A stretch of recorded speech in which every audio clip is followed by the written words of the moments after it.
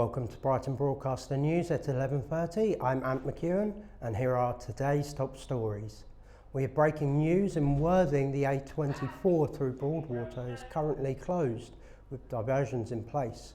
Armed officers are responding to an incident at a property in Broadwater Street West concerning the welfare of a man.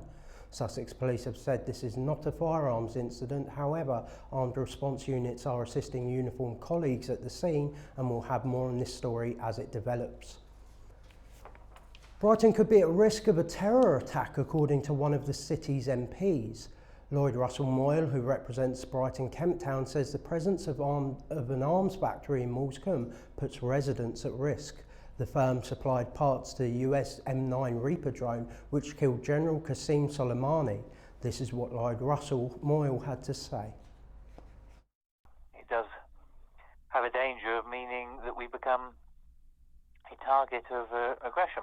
Now, I don't think the Iranians are so silly to do that. I think that we've seen actually a very measured response from Iran, haven't we? Now, I think that the Iranian regime is a horrible regime. Don't get me wrong. They do very nasty things to their people. But I think that they have been very measured on this, in the sense of they fired some missiles into some US bases, gave the heads up, and there were no significant casualties. And so what we see there is actually Iran playing probably a more mature game than the Americans.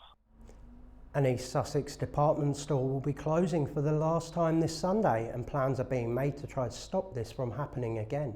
Chris Dabbs has more. Debenhams here is closing. It's leaving Eastbourne after nearly half a century with a loss of around 120 jobs. It joins Mothercare that closed last week with a loss of around 50 jobs or so.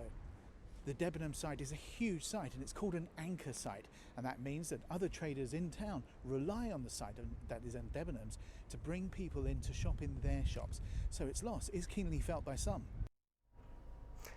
And now for the sport. In women's football, Manchester United beat Brighton and Hove Albion last night in a 2-1 defeat. Now this puts the Reds through to the semi-final stages of the Continental League Cup. And onto the cricket, and in day one of England's international test against South Africa, England are currently leading 61-0 with 27 overs. Play will resume after lunch. And finally, the Australian Open qualifying rounds were interrupted yesterday for Rally for Relief. The charity event was organised to raise money for the Australian bushfires and featured big names including Roger Federer, Serena Williams and Novak Djokovic. So far they raised just under 5 million Australian dollars. And now for the weather. This morning it's looking warmer than it was yesterday, with dry and relatively bright start to the day. Over the next couple of hours we're expecting some cloud cover to move in from the west, highs of 9 degrees. The time is 11:33 and we'll be back in an hour, but for now, thanks for watching Brighton Broadcaster News. Goodbye.